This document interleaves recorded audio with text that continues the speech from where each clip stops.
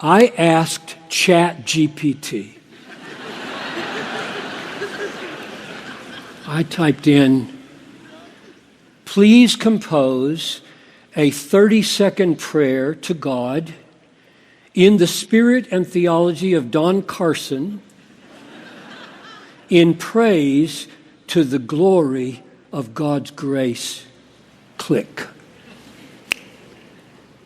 3 seconds later, this is what I was given.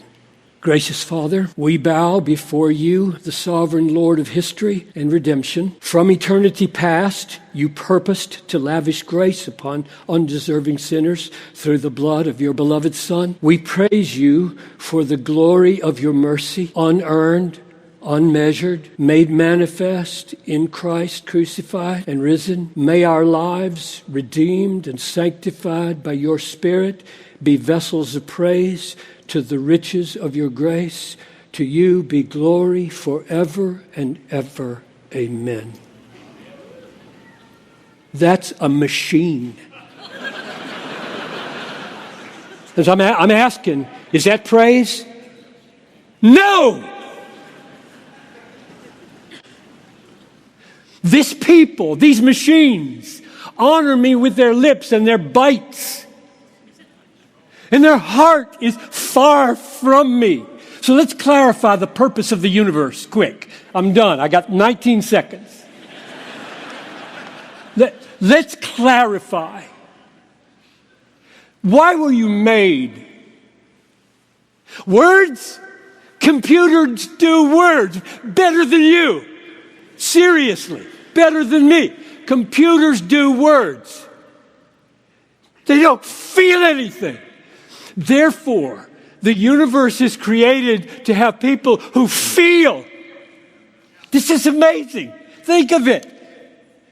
The universe exists to have people in God's image who feel the worth of grace, who feel the glory of grace, who feel the beauty of grace, who feel the wonder of grace. And then everything in their life takes on a totally non-AI meaning of action and praise to God.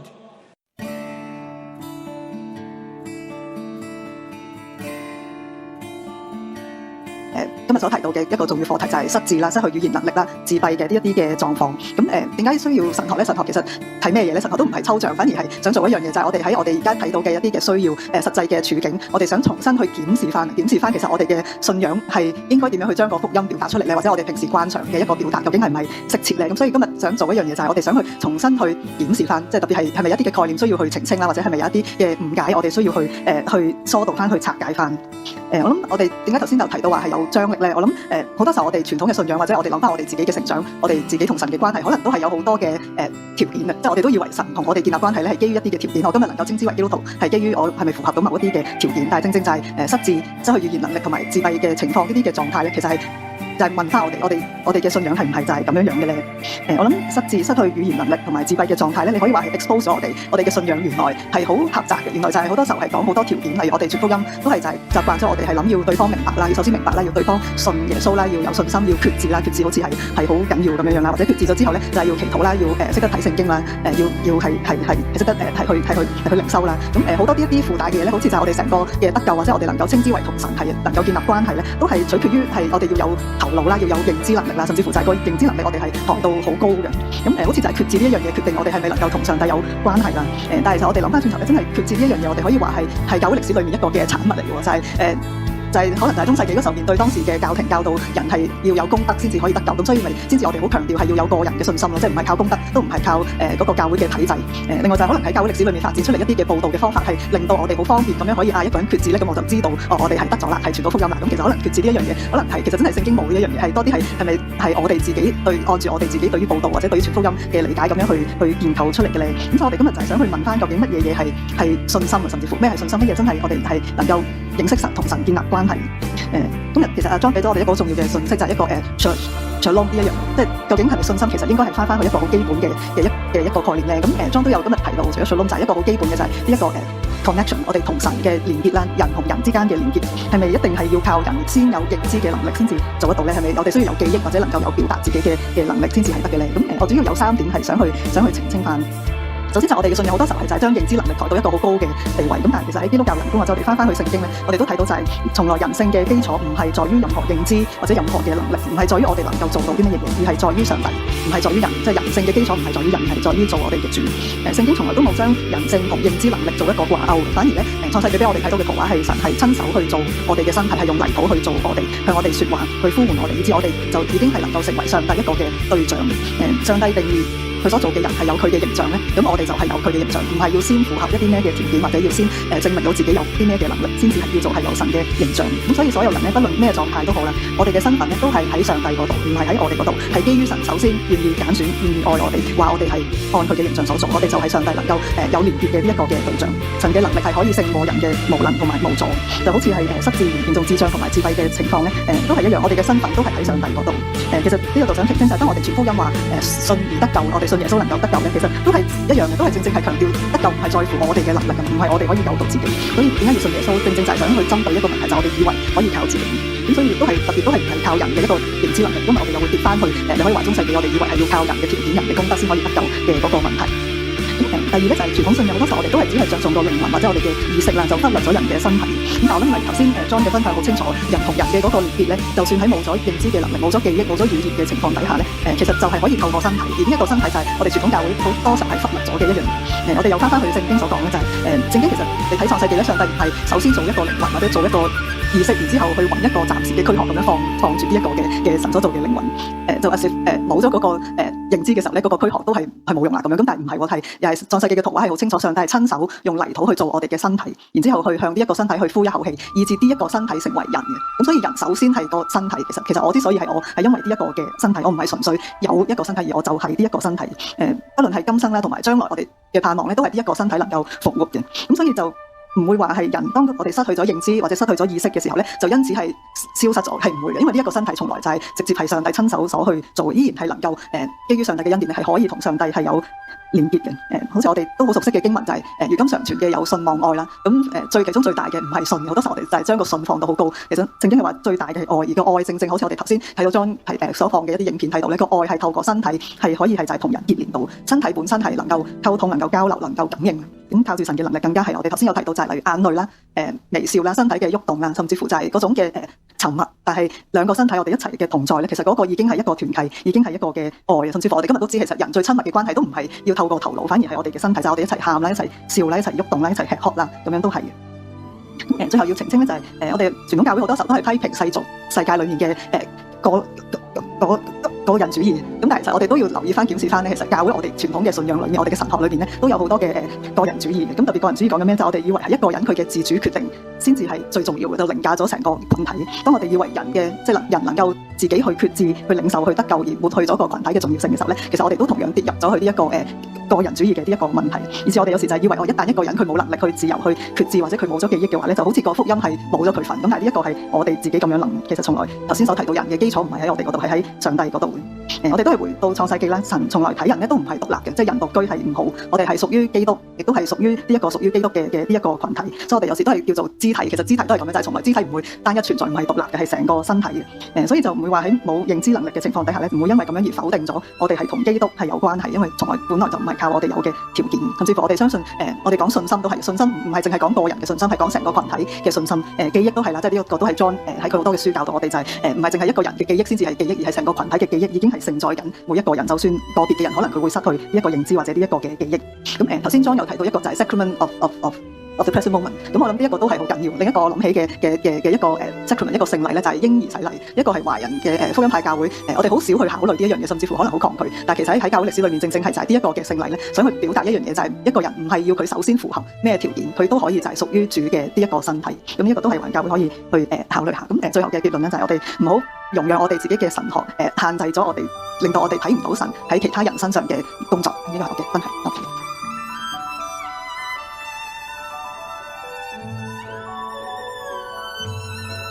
我希望咧喺討論嘅時間或者有日子裏面，大家可以更多嘅一齊去思考。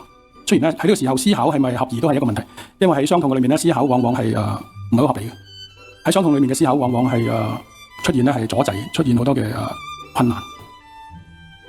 奧地利嘅哲學家維根斯坦早期嘅時候講過，語言講唔到嘅，其實就係思想認識唔到。咁樣我哋認唔認識到傷痛？我哋係咪認識到創傷？如果答案係肯定嘅話，咁樣我哋都應該懂得點樣言說傷痛，點樣言說創傷。但係如果有一日面對自己嘅傷痛，面對自己嘅創傷，我哋乜嘢都講唔到，咁樣我哋嘅痛就成咗無言嘅痛。無言之痛係一種我哋自己身處其中都冇任何認識嘅痛。呢種係點樣嘅痛？一個法蘭克福學派阿多諾有咁嘅名言，佢話奧斯維辛之後寫詩係野蠻。阿多諾批評嘅係19世紀以來歌頌天人合一嘅浪漫主義，但係有冇一種詩嘅語言可以言說痛呢？有冇一種詩嘅語言可以言說600萬猶太人被送到毒氣室所帶嚟嘅痛呢？哀歌嘅語言係咪可以呢？抑或係一切語言嘅盡頭，其實只係剩翻低靜默？點解會咁樣？如果按照奧古斯丁嘅講法，就係惡係美好嘅決言，咁樣唔能夠言說，就表示我哋對呢個痛冇任何認識。奧古斯丁嘅講法，惡係美好嘅決言係嚟自新柏拉圖主義者普羅提諾嘅一種睇法。對佢嚟講，如果冇美好，就冇惡。美好可以獨自存在，但惡只係存在喺美好嘅嗰種唔原本嘅狀態度。咁樣我哋可唔可以言說正面嘅言說惡呢？我哋可以正面嘅言說美好，然後負面咁表示惡係美好嘅決言，因為惡本身冇正面可以講出嚟。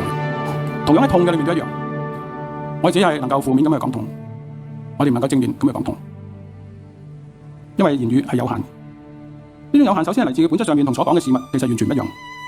言語只係記號，只係嘥。佢嘅作用係咩？佢嘅作用就係指向佢要講嘅嗰樣嘢。所以言語唔係一塊鏡嚟嘅，佢唔可以完滿咁反照到事物本身。所以即使我哋可以講痛都好，其實我嘅言語根本反映唔到痛本身係啲乜嘢。呢個係言語嘅無力，或者我哋真係只能夠呼喊，而唔係言說。言語所指向嘅係主體生命嘅痛嘅時候，而呢種痛又唔止係身體上面，更加咧係包括咗心理上面嘅、精神上面嘅，甚至係三者咧互相滲透嘅一種痛。身體會記住心理嘅痛，心理會記住身體嘅痛。呢個喺創傷理論裏面或者創傷研究裏面好著名嘅一個講法，其實係全人嘅痛，但我哋會記得，你唔講都會記得，但係你就係唔能夠正面言說佢究竟係咩東西。呢種全人嘅痛係一種存在嘅痛 ，existential pain and trauma。呢個全人嘅痛，我哋可以點樣完全表達出嚟咧？可以點樣讓人咧認識得到咧？其實最後只可能係呼喊，呼喊成為咗我哋唯一可能嘅出路。哀歌可能成為咗我哋難免嘅避難所，因為生命存在嘅痛唔係認知語言或者命題語言所能夠轉述，只有存在嘅語言先係能夠顯出存在嘅痛究竟係咩東西。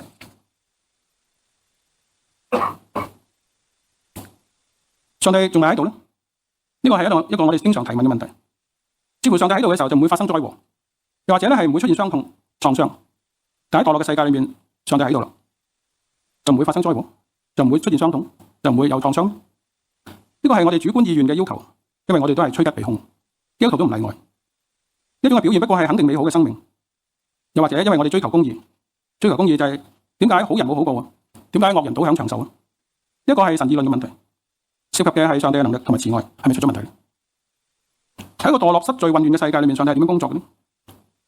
主耶穌喺在世嘅時候講過：我父作事到如今，我也作事。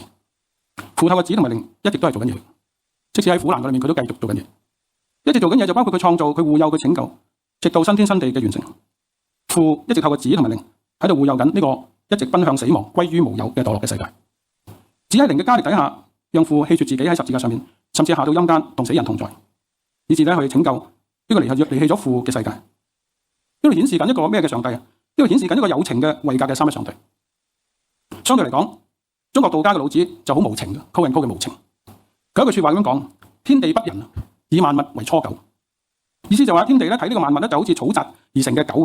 呢啲草紮而成嘅狗咧喺古代咧係用嚟祭祀嘅，燒毀咗都唔會心痛。道家喺度唔會好似儒家咁樣認為上天有好生之德，而係點啊？而係任萬物順其自然，生死都不過係自然而然嘅事情。莊子更加喺妻子離世之後鼓盤而歌，因為生死就好似四季嘅更迭一樣，唔需要過度悲傷。明末清初嘅大儒王全山喺中國裏面咧係少有嘅一個歷史哲學家。佢高舉咧係理不離事，即是言理。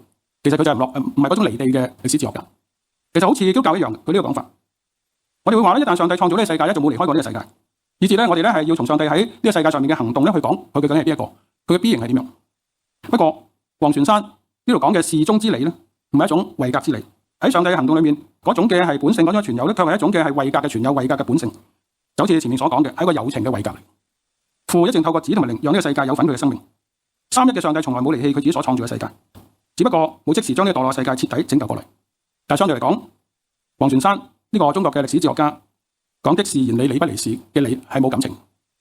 但我哋基督教講嘅三一上帝同呢個世界嗰種嘅關係係一種友情嘅關係。上帝喺度冇為我哋解答神議論嘅難題，但係父差子一靈嘅加力嘅裏面嚟到我哋中間，成為咗我哋嘅一份子，既有血肉之軀，亦都走過咗艱難嘅歲月，然後喺迫害嘅裏面殘忍地被釘死喺呢個公開羞辱嘅刑具十字架上面，再然後自己嘅復活，成為咗對我哋嘅應許。上帝最後嘅仇敵死亡，首先就喺十字架同埋復活嘅事件裏面被打敗，然後有一日死亡亦都會完全徹底消滅，整個受造世界係全然嘅更新，進入新天新地嘅裏面，死亡會被徹底消滅，就係被扔在火湖裏面。上帝喺呢度冇為我哋解答神議論嘅難題，但係佢卻係為受苦嘅世界解決咗死亡嘅困苦。從十字架到復活，中間經過嘅係下到陰間嘅日子；從星期五到星期日，中間經過嘅係星期六 Holy Saturday 呢個黑暗無光嘅日子。社會學或者人類學有域限嘅呢個觀念，講嘅係個體或者群體喺舊身份被剝奪，新嘅身份仲未建立嘅嗰個亦此亦彼嘅狀態。主耶穌喺星期六正係處身呢個域限嘅狀態。域限嘅狀態其實係一個過渡嘅狀態，而呢個狀態係曖昧嘅。我哋都聽過一個講法啦，特別喺日劇裏面，朋友已達，不過咧戀人未滿。呢種男女關係係非常曖昧嘅。我大陸狀態唔單止係曖昧，亦都係折磨嘅。折磨意思就係要到幾時？此岸已經離開啦，難以回頭，但係彼岸可以遙遙未見，要到幾時？不過復活嘅主已經為我哋嘅域限留低咗唔會熄滅嘅光，因為主耶穌已經走過咗呢個域限，並且應許我必快來。啟示錄22章有3次提到佢嘅應許。今日我哋都活喺主耶穌走過嘅星期六嘅裏面，喺十字架上面，主耶穌已經與我哋同我哋係成為一體。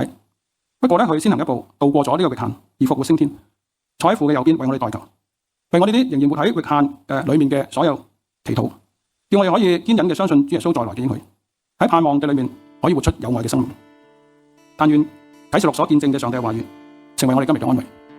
我聽見有大聲音從寶座出嚟，說：看啊，上帝嘅帳幕在人間，他要和他們同住，他們要作他的子民，上帝要親自與他們同在，上帝要擦去他們一切的眼淚，唔再有死亡，亦都唔再有悲哀、哭號、痛苦，因為先前嘅事都過去。我分享到呢度，多謝大家。